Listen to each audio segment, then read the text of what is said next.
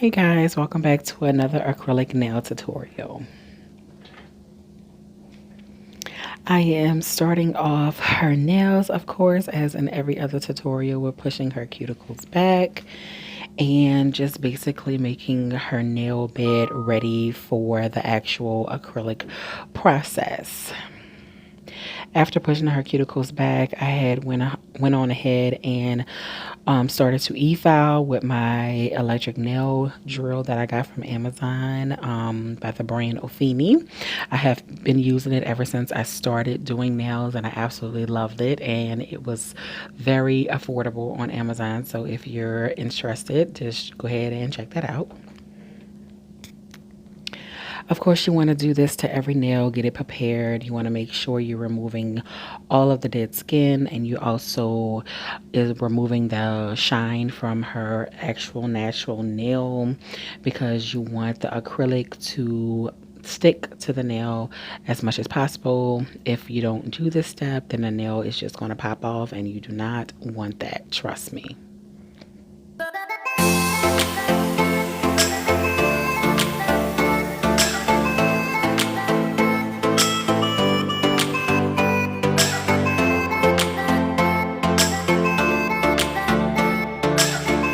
Once all of her nails were drilled down, I went on ahead and started measuring her natural nail to the actual nail tip that I needed. This step is very crucial because you don't want your client to have nail tips that are too small. You don't want them to be too big. You want them to fit just right, and making sure that it's touching wall to wall and making sure that it's a comfortable fit. Because what I mean by that, because when you put the glue on the nail and actually go to press it down, that nail tip should not pop back up, meaning the nail was too small. So you want to make sure that you're taking your time and picking out the correct nail tips for your client.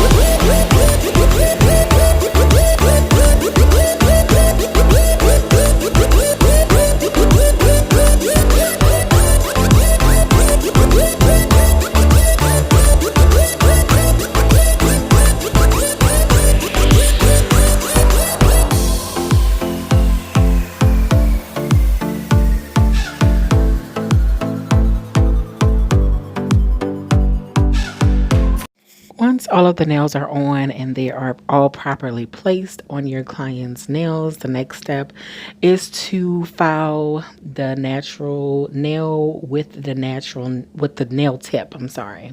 So you want to make sure the tip of the nail is filed down to your client's natural nail bed, and also make sure you take the shine away from the fake nail to make sure the acrylic sticks. The next step is the acrylic process. Basically, you want to have a good acrylic to liquid monomer ratio to make sure that your acrylic is not too runny, that it fits appropriately. Meaning by that is that it's thick enough, it's not thin, it's not running. You want to make sure that your ratio is just right.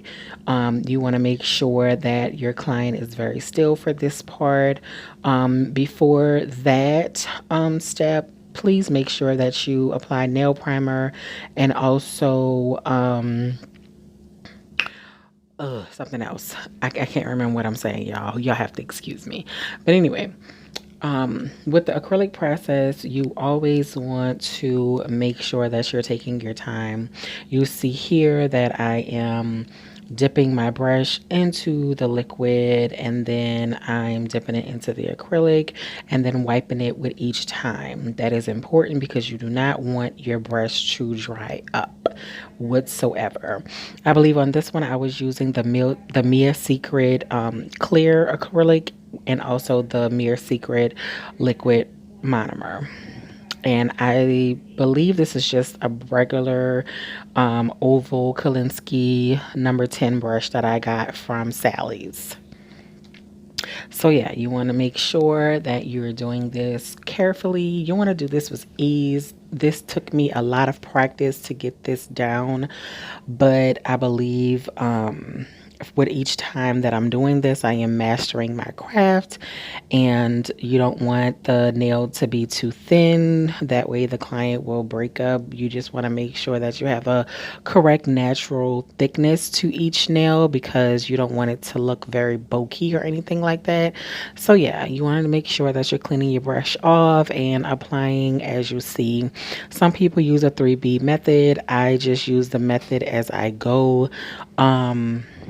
Just depending on my opinion of how much acrylic I think should go on the client's nails, and that's just my own preference. To each his own. You guys could do exactly what you want to do, but this is my preference. Like I said, I am not a professional, but I am training myself in my series, Practice to Perfection, and I am just doing as I see fit for myself and also for my client.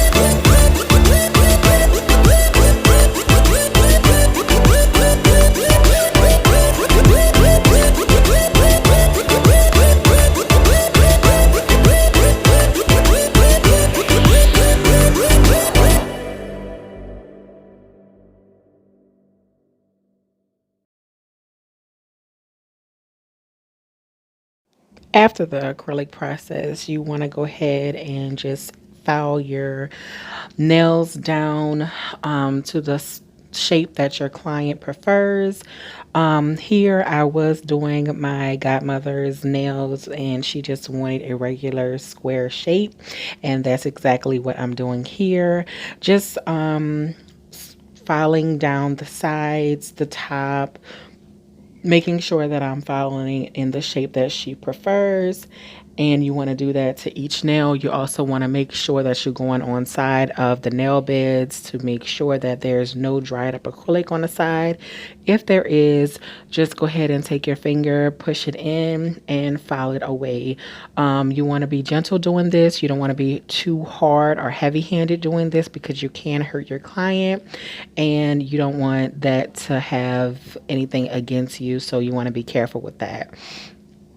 So yeah, that's all I'm doing here is just filing each of her nails before moving on to the next step.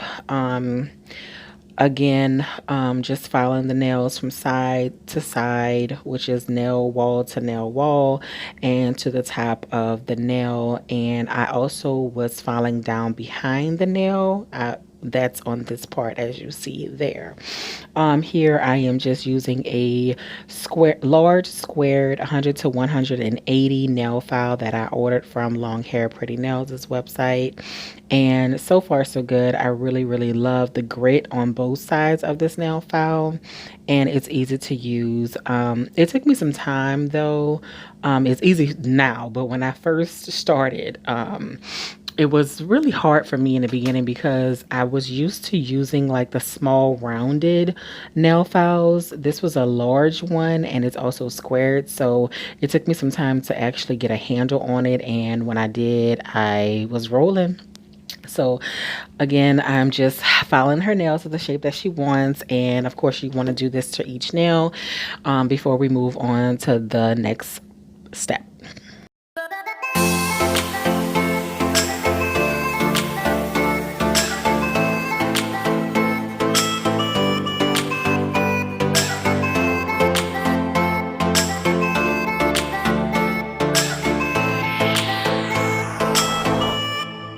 After all of her nails were hand filed down, I actually went in with the e-drill and I was going in with my drill bit to actually circle her cuticle area. Here you want to make your depth by the cuticle area as natural as possible. You want to make sure that you're getting all of the dead skin from your client's nails and also creating kind of a deep hollow canal. I really can't explain it, you guys. It's basically drilling around the cuticle wall, making sure you have all of the dead skin and making sure that no acrylic has dried up on that area. You want to make sure it looks as natural as possible.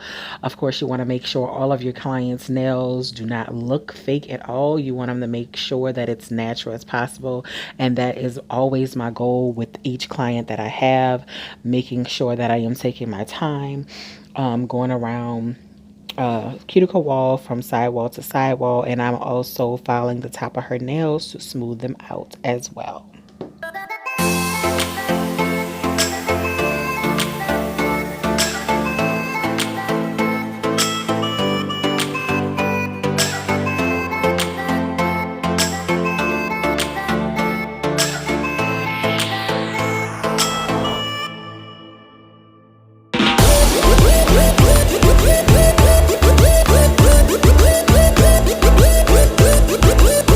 Okay, you guys, up next is my favorite part. This is the actual buffering of the nail, and I am just using a regular buffing file on the fine grip, and I am basically just going from side to side, top to tip, and making sure that I am smoothing her nails out, getting any skin residue that was left on her nails, making sure that it is all off. And before we get to the polishing, she was a very easygoing. All she wanted was a clear glossy top coat, and that's exactly what I did. She wanted them to be as natural as possible, and that's what we ended up with, a natural beautiful top coat as you can see here.